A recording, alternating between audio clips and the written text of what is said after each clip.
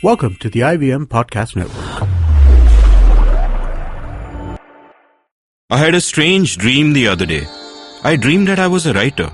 Now, you may ask, why is this strange? After all, I'm a writer in real life. Well, the reason it was strange is that in my dream, writing was a banned activity. It was looked down upon by society. Everyone considered writing shameful. In fact, it was basically banned by the government. To practice writing, I had to slink off every day to a place called a brothel. There, I would wait in my room or hang around in the balcony looking intellectual until a client turned up. It could be a newspaper editor looking for a column, or a features editor asking me to write a limerick, even an avid blog reader furtively looking around here and there before paying me to write a blog post or two. I would write what they wanted me to, and they would pay me or my agent. Sometimes, my agent would pass on only a small part of the money to me, but I couldn't protest or strike off on my own. Writing was illegal, remember, and therefore the organized underworld ran writing, and with the connivance of the police, who they paid regular hafta to. I'd be finished if I went off on my own. So in this dream, one day a cop came into my room. He was there because he needed something from me. But despite that, he looked at me with distaste, as if I was the lowest form of life. He said to me, "Write a limerick for me, right away. And I won't pay you, because I am a policeman and I have power over you, and you are low-life scum." I was very upset by this. I couldn't help myself, and I burst out with a question that had haunted me for a long time. I asked, "What am I doing that is so wrong? Why are you treating me with such contempt?" He sneered and replied, "You are selling your services for money.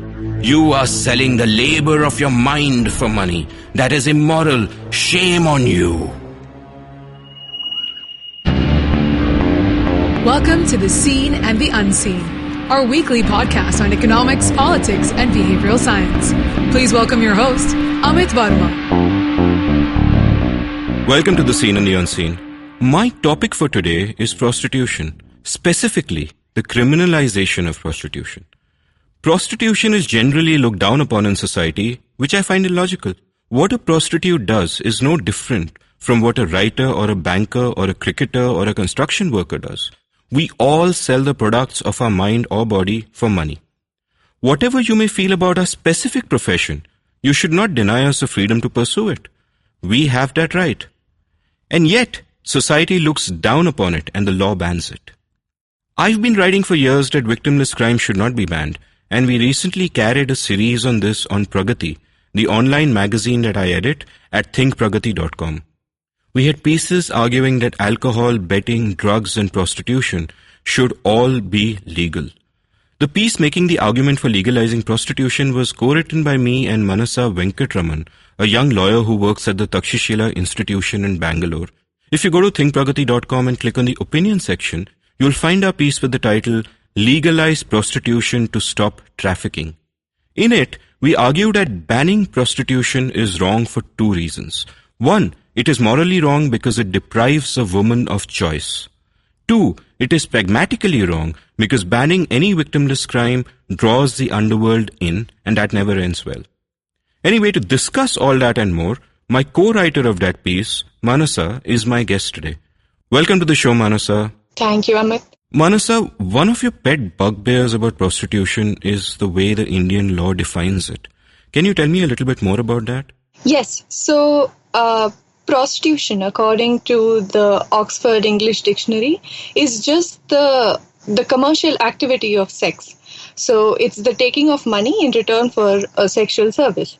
However, under Indian law, prostitution is defined with sort of trafficking undertones. So the law says that prostitution is the sexual exploitation or abuse of persons for commercial purposes. This clearly shows that there is no objectivity even in the definition of prostitution. It conflates human trafficking with sex work, with commercial sex work. And this confusion translates through the entire law. What that does is tries to protect sex workers, but it fails miserably because it treats them as doing something wrong inherently. Whereas prostitution is just simply the exchange of money for sex. Yeah, in fact, it actually assumes an absence of consent, and therefore the question of consent doesn't therefore enter the discourse around it because the law assumes that it's simply absent. Absolutely. And we see the importance of consent when dealing with prostitution as a legal subject, because if you look at Amsterdam, the whole law around prostitution is founded on the pillar of consent.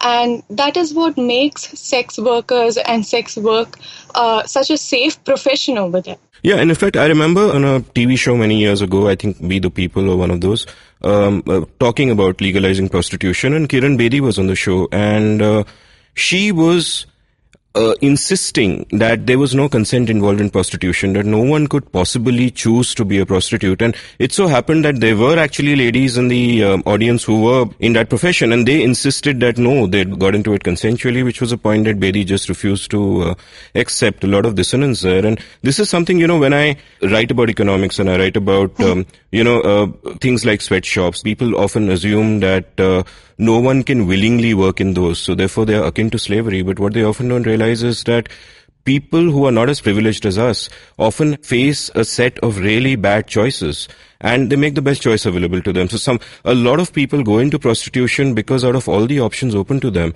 it's actually the best option. And that means that the moment then you make prostitution a criminal activity, you are telling them to choose an option that they consider worse. You're closing off what they consider to be the best option.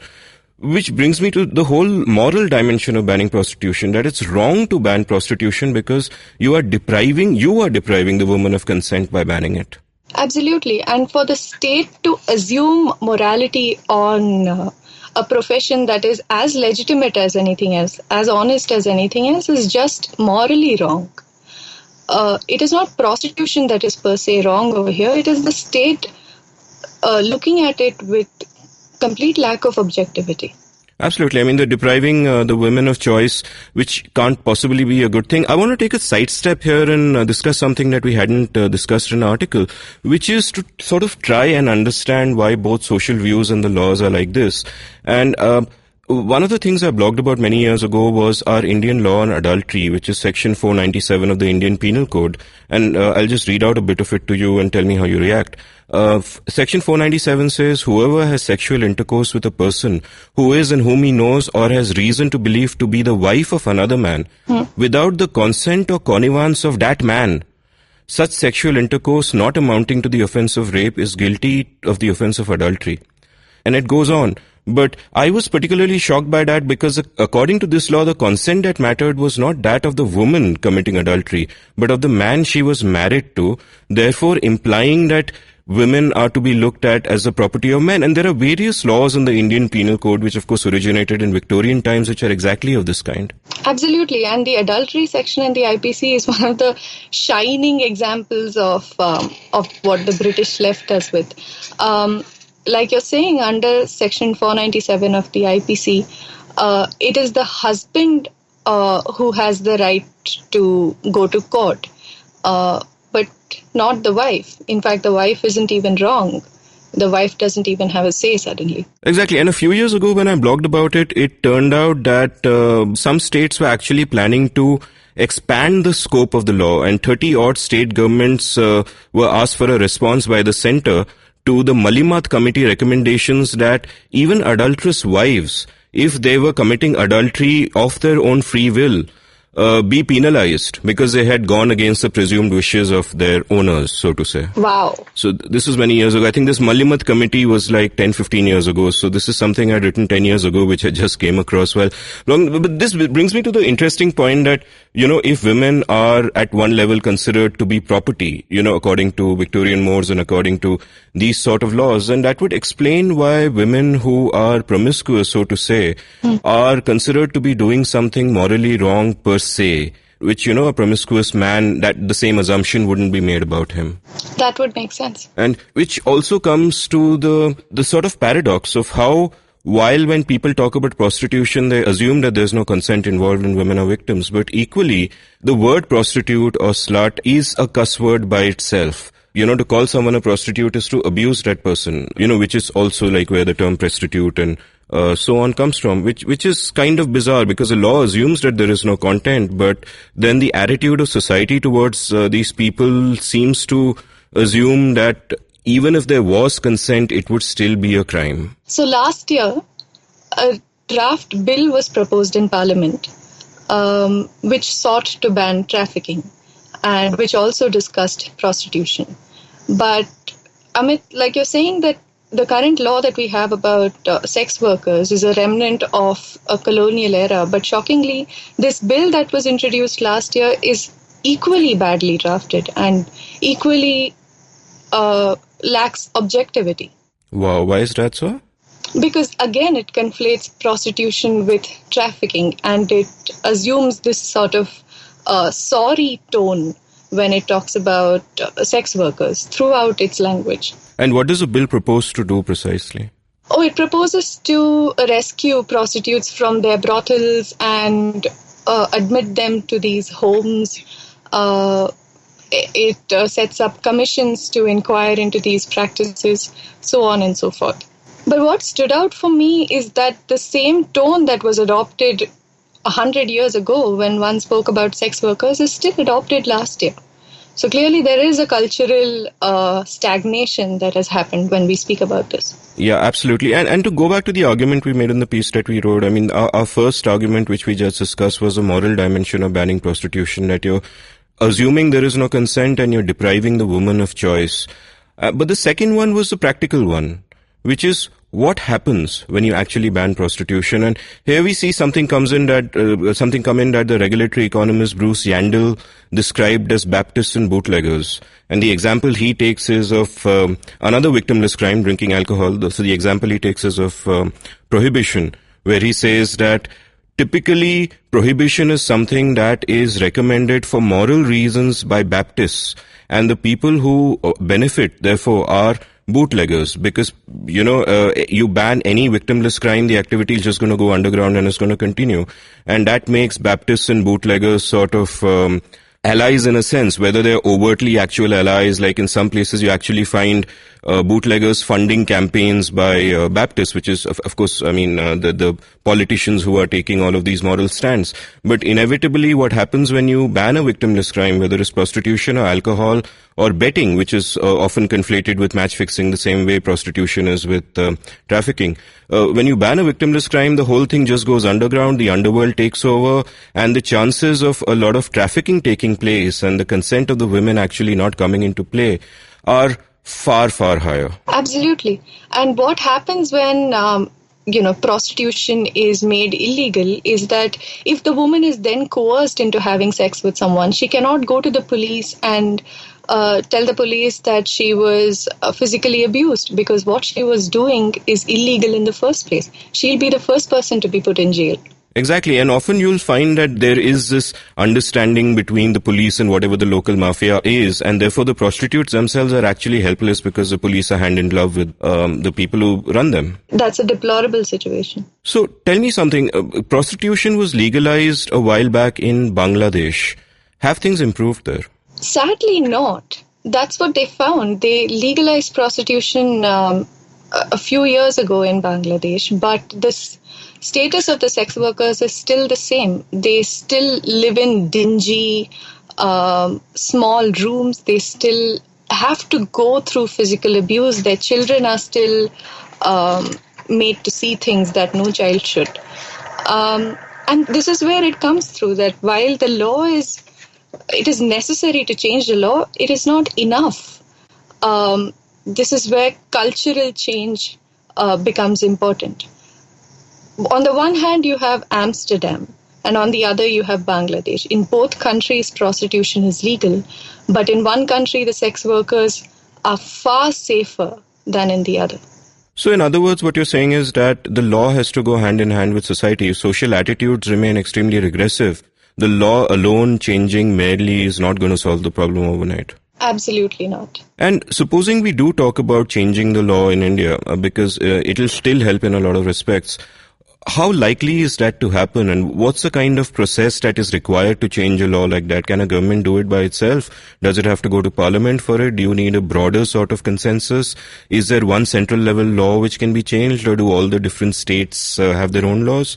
How does it work? Well, there does need to be fresh legislation. So a new act has to come into being that says that prostitution is legal. It is no longer illegal. But before we get to that point, I do want to talk about two things that have already happened. One is the famous Varma committee that was constituted after the Nirbhaya rape incident. So the Varma committee was tasked with changing criminal law as it is in India right now.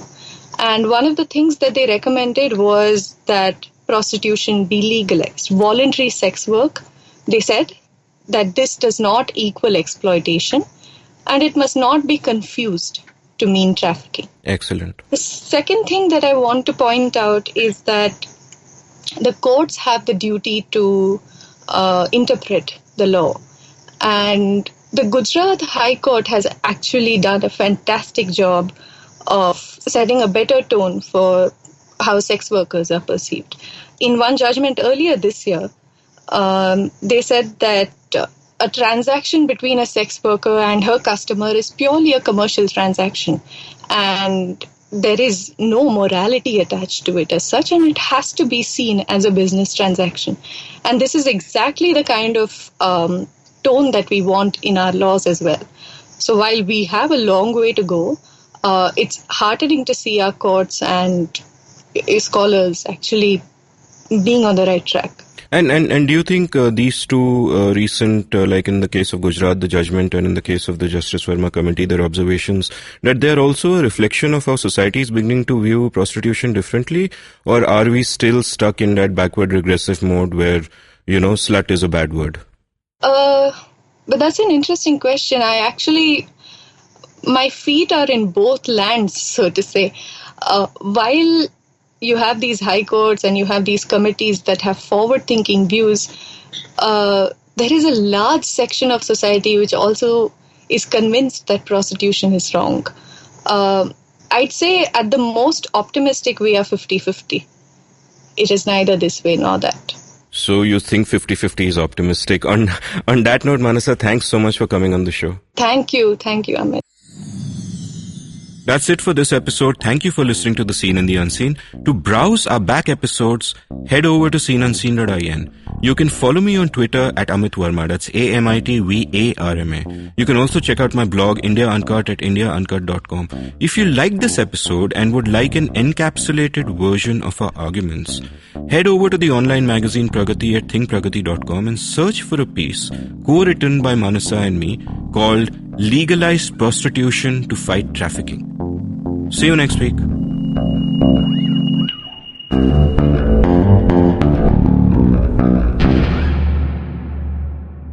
If you enjoyed listening to The Seen and the Unseen, check out this exciting new podcast from IndusVox Media called Keeping It Queer. Keeping It Queer is hosted by my friend Naveen Narona, and he profiles LGBT people from all across the country, and some of the stories are really poignant. You can download it on any podcasting network. Good evening, ladies and gentlemen. This is your captain speaking. Sorry to say, but there's been a slight delay due to the apocalypse having suddenly begun. As you can see, there's death, destruction, and chaos taking place all around us. But don't you worry, food and drinks will be served shortly, and I would recommend checking out IVM Podcasts to get some of your favorite Indian podcasts. We'll keep you going till this whole thing blows over. Thank you.